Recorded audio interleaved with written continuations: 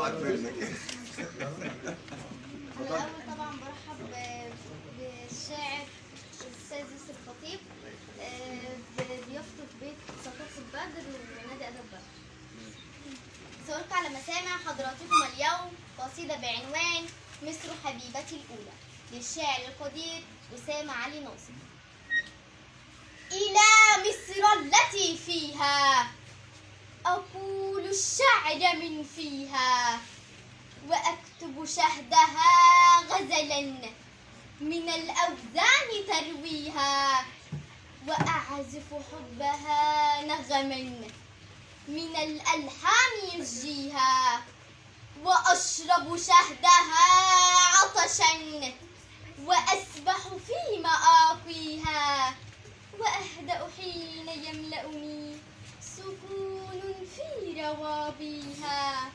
فمصر حبيبتي الأولى ومصر القلب أهديها، ومصر حديقة النشوى ومصر الروح تهديها، ومصر الحصن يحرسني ومصر الله ينجيها، وكل الأرض تعرفها وتعشق سحر ما فيها.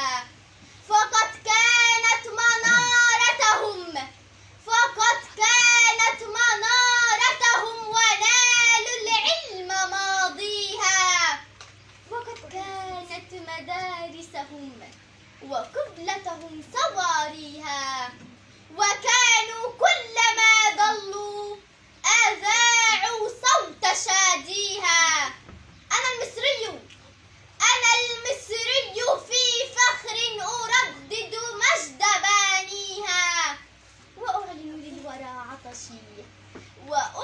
للورى عطشي لأنهل من أياديها. وكنت بغربتي عنها أعادي من يعاديها، أعيش بدون شرياني بعيدا عن أراضيها. أنا المصري من نيلي يصب المسك ساقيها، وأرض العرب كم نادت ومصر تجيب داعيها. فمصر سفينة الجرحى وبسم الله مجريها، تحوط الكل في عزم وتحمل هم راجيها. وكم ضحت لأمتنا تحررها وتؤويها، تعيد كرامة العربي لا تخشى أعاديها، وتقهر كل محتل وتدحر شر باغيها. فلا حرب ولا سلم بأرض العرب تقصيها، ومصر تقول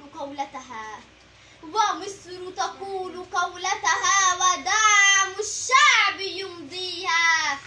وجيش بات يحرسها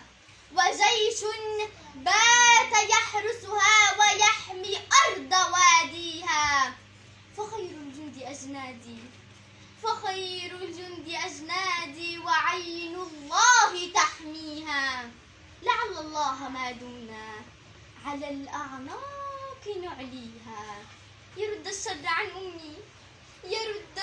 عن أمي ويحفظها ويغنيها، ويرفع مصر عالية ويمنعها ويكفيها، ويرفع مصر عالية ويمنعها ويكفيها.